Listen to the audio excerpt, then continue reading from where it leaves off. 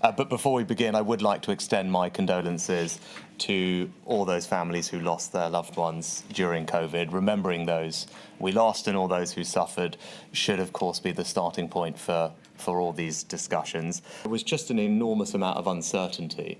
I think that was the number one challenge. We were dealing with something that no one had dealt with before, and there was uncertainty about the scale, the potential duration, the behavioural response, and the wider macroeconomic impact of the MPIs, and then how the economy would respond. And that's what made it so tricky in terms of figuring out what to do. And as then you just said, I think speed was paramount, because one thing that was crystal clear that this was happening very quickly and was about to have an extraordinary impact very fast on millions of people, their livelihoods, and millions of businesses as well.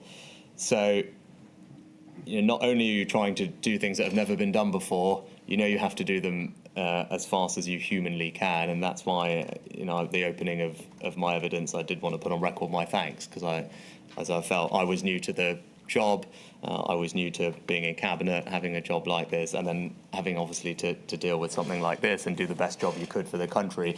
Having the support, the advice of people around you who were working, incredibly hard at particularly those first few weeks, was something that will stay with me for the rest of my professional life. It was an extraordinary effort by a whole number of people, trying to serve the country in the best way they thought they could. Incomes. Would it be fair to say, when you ran through your priorities, that your priority was to protect household incomes insofar as you could through the preservation of business, preservation of jobs, retention of job matching, and in that way? Yes, I think, and I think in that first press conference, or certainly I hope always open. It wasn't going to be possible to save every single person's job, and people were going to experience economic hardship as a result of what was happening. And I thought it was important to be honest with people about that up front. There's a balance. You want to provide reassurance, but I think a degree of candor is also appropriate. And once again, my job, I tried to do both things.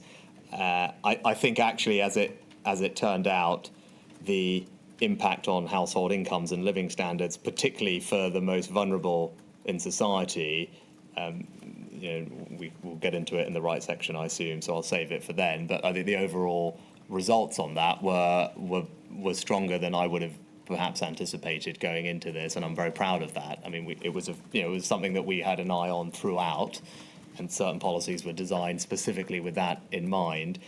But when you go back and look at the impact on deprivation or poverty or disposable income for those who are the most vulnerable, as the track record through the pandemic, I think we'll find is much more favourable than anyone might have thought. But more generally, I think the living standards probably come as a consequence, as you said, of protecting people's jobs and that job connection, protecting business failures,